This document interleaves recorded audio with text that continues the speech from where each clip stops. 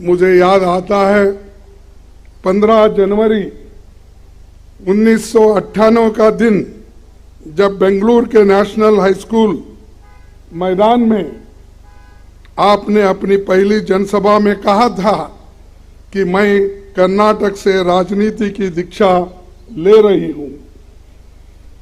तब से आपने रात दिन निस्वार्थ मेहनत कर कांग्रेस को संभाला है। सोनिया जी हमेशा सच्चाई के राह पर चलती रही। जो यात्रा मैंने 1969 में ब्लॉक कांग्रेस कमेटी के अध्यक्ष के रूप में शुरू की थी, उसे आपने आज इस मुकाम पर मुझे पहुंचाया है। MNREGA, food security act, right to information, right land acquisition, right to forest rights जैसे कितने ही कानून आपने बनाया, जो सोनिया और डॉक्टर मनमोहन सिंह जी के नेतृत्व वाली सरकार की बहुत बड़ी ये उपलब्धि है। वो लोग न्यू इंडिया की बहुत बात करते हैं, पर ये कैसा न्यू इंडिया है जिसमें युवाओं को रोजगार नहीं मिल रहा है, जहां किसानों को जीप के नीचे कुचल दिया जा रहा है, जिसमें महिलाओं पर अत्याचार बढ़ता जा रहा है और अत्याचारियों को सम्मान होते जा रहा है।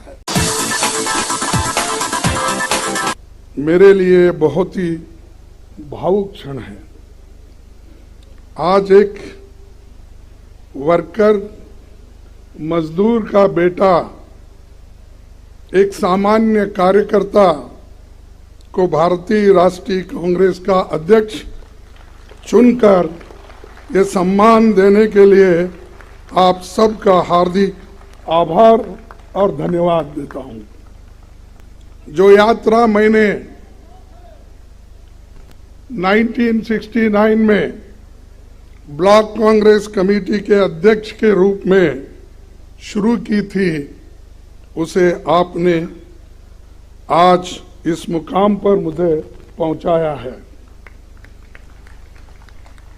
जिस महान राजनीतिक दल का नेतृत्व महात्मा गांधी जी, पंडित जवाहरलाल नेहरू जी, सुभाष चंद्र बोस जी, सरदार पटेल जी, मौलाना आजाद जी, बाबू जगजीवन राम जी, इंदिरा गांधी जी और राजीव गांधी जी ने किया हो, उस जिम्मेवारी को संभालना मेरे लिए सौभाग्य और गौरव की बात है।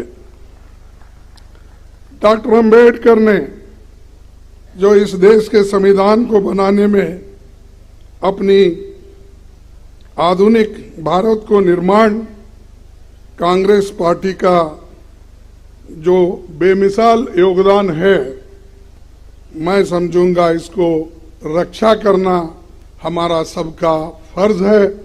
इसके लिए लड़ना हम सबको तैयार होना चाहिए। कांग्रेस के सभी पुराने अध्यक्षों को याद करते हुए मैं आप सबको भरोसा दिलाता हूं कि अपनी मेहनत से, अपने अनुभव से जो कुछ भी संभव होगा मैं करूंगा, लेकिन आप सबको भी मेरे साथ पूरी ताकत के साथ, लगन के साथ ठहरना होगा। यही मेरा अपील है। आज इस अवसर पर कांग्रेस के करोड़ों कार्यकर्ता की तरफ से श्रीमती सोनिया गांधी जी के बहुमूल्य योगदान के प्रति हृदय से आदर, सम्मान और आभार व्यक्त करना चाहूंगा। मुझे याद आता है 15 जनवरी 1998 का दिन, जब बेंगलुरु के नेशनल हाई स्कूल मैदान में आपने अपनी पहली जनसभा में कहा था कि मैं कर्नाटक से राजनीति की दीक्षा ले रही हूं। तब से आपने रात दिन निस्वार्थ मेहनत कर कांग्रेस को संभाला है। सोनिया जी हमेशा सच्चाई के राह पर चलती रही। सिर्फ सत्ता के लिए राजनीति करने वालों के इस दौर में त्याग की जो मिसाल उन्होंने कायम की है, उसका कोई दूसरा उदाहरण मिलना मुश्किल है। उनके नेतृत्व में ही 2 बार यूपीए की सरकार बनी। तब आम लोगों के हित में एक से एक शानदार काम हुए। MNREGA, food security act, right to information, right land acquisition, right to forest rights जैसे कितने ही कानून आपने बनाया, जो सोनिया और डॉक्टर मनमोहन सिंह जी के नेतृत्व वाली सरकार की बहुत बड़ी ये उपलब्धि है। उदयपुर के नवसंकल्प चिंतन शिविर में पार्टी को आगे लाने का जो ब्लूप्रिंट सोनिया जी के नेतृत्व में तैयार हुआ था, उसके लागू करने की जिम्मेदारी अब हम सब पर है। मैं जानता हूं कि ये दौर मुश्किल है। कन्याकुमारी से कश्मीर की इस भारत जोड़ो यात्रा में हर रोज लाखों लोग जुड़ रहे हैं। देश में एक नई ऊर्जा पैदा हो रही है। इस ऊर्जा को हम व्यर्थ नहीं जाने देंगे। कांग्रेस अध्यक्ष के रूप में ये मेरा दायित्व है। इस दायित्व को पूरा करने में मुझे आपका साथ चाहिए और मैं आपके साथ काम करने के लिए इस विषय में तैयार हूं। मैं नीचे से काम करते हुए आया हूं। एक primary members, block Congress committee, काम करते करते इस पार्टी को जुड़ा हूं और आपके बीच इस पद पर आकर आज पहुंचा हूं। मैंने खुद हर वर्ष मुश्किल का सामना किया, जिसका सामना आम कार्यकर्ता और पार्टी के नेता करते हैं। पार्टी में काम करते हुए जो चुनौतियां आती हैं, जो उतार चढ़ाव आते हैं, जो आशा और निराशा से आप गुजरते हैं, मैं उनसे वाकिफ हूं। इसीलिए मैं विश्वास के साथ आपसे कहना चाहता हूं कि हम साथ मिलकर हर चुनौती का सामना करेंगे। आइए हम कांग्रेस की उस विचारधारा को लोगों में लेकर चले, जिसे राहुल जी ने अपने कार्यकाल में एक नई धार दी है।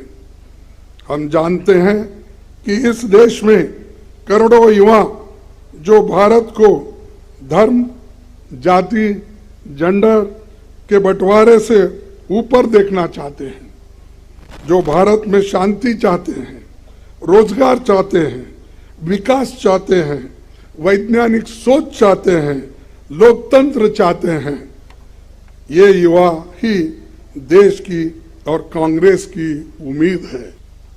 हमें उदयपुर में संकल्प लिया था कि देश में मौजूदा सरकार की अराजकता को मुंह तोड़ जवाब देंगे।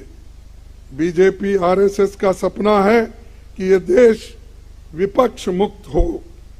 वो लोग न्यू इंडिया की बहुत बात करते हैं, पर ये कैसा न्यू इंडिया है जिसमें युवाओं को रोजगार नहीं मिल रहा है, जहां किसानों को जीप के नीचे कुचल दिया जा रहा है, जिसमें महिलाओं पर अत्याचार बढ़ता जा रहा है और अत्याचारियों को सम्मान होते जा रहा है।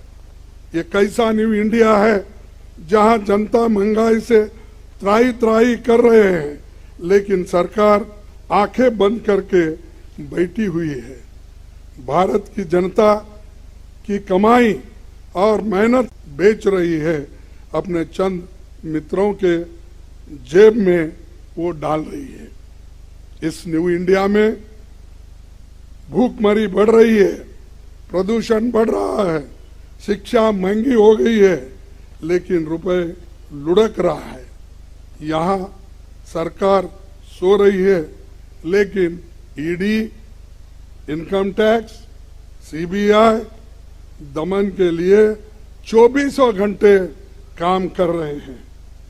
उनके इस इंडिया में दलित, आदिवासी, अल्पसंख्यक, शोषित समाज के लोगों को अपमानित किया जाता है, उनके मौके छीने जा रहे हैं। और आज के दिन इसी न्यू इंडिया में झूठ को सच और सच को झूठ बनाया जा रहा है। यहाँ गोडसे को देशभक्त बोलते हैं और महात्मा गांधी जी को देशद्रोही बोलते हैं।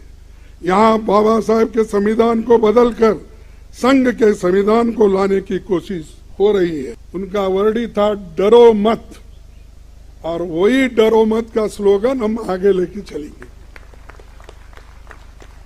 मैं देश के युवाओं से कहना चाहता हूं कि जो लड़ाई कांग्रेस लड़ रही है वो सिर्फ हमारी नहीं है, हमारे लिए नहीं है, हमारे पार्टी के लिए नहीं है, ये आपके भविष्य की लड़ाई है, जिसे हम सब मिलकर लड़ेंगे और जीतेंगे और यशस्वी इसमें हासिल करेंगे।